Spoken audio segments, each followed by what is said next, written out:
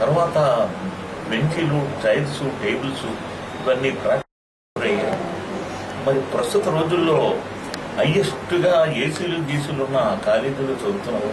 అలాంటి చిన్న కాలేజీలు మనం సాధ్యమైనంత వికలాంగులు కానీ తల్లిదండ్రులు లేని వాళ్ళు కానీ ప్రోత్సాహం ఉంది. కానీ అనుకున్న మంది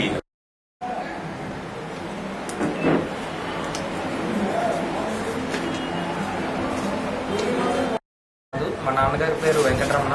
ఆయన ప్రొక్లైన్ ఆపరేటర్గా పనిచేస్తున్నారు. నేను BRBM డిగ్రీ కాలేజ్లో చదువుతున్నాను. నాకు ఆంధ్ర యూనివర్సిటీలో 4th ర్యాంక్ వచ్చింది. నేను ఈ కాలేజ్లో చదువుతున్నాను. ఈ కాలేజ్ యొక్క మెయిన్ మోటో ఏంటంటే పూర్ పీపుల్కి ఎడ్యుకేషన్ ప్రొవైడ్ చేయడం with low fees. Poor people చదువుకోలేకపోతున్నారు, వాళ్ళకి హెల్ప్ చేయడానికి సార్ ఇప్పుడు మా కరెస్పాండెంట్ సార్ మంచి నిర్ణయం తీసుకున్నారు.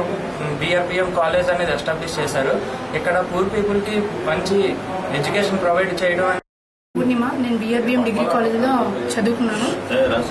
మా నాన్నగారు ఆటో డ్రైవర్ అండి, పనిచేస్తుంది. నేను చాలా పెద్ద స్థితిలో ఉన్నా మా కరెస్పాండెంట్ సార్, మా డాక్టర్ నాగరాజ్ సార్, మా ప్రిన్సిపల్ సార్ కూడా నాకు చాలా సహాయం చేశారు.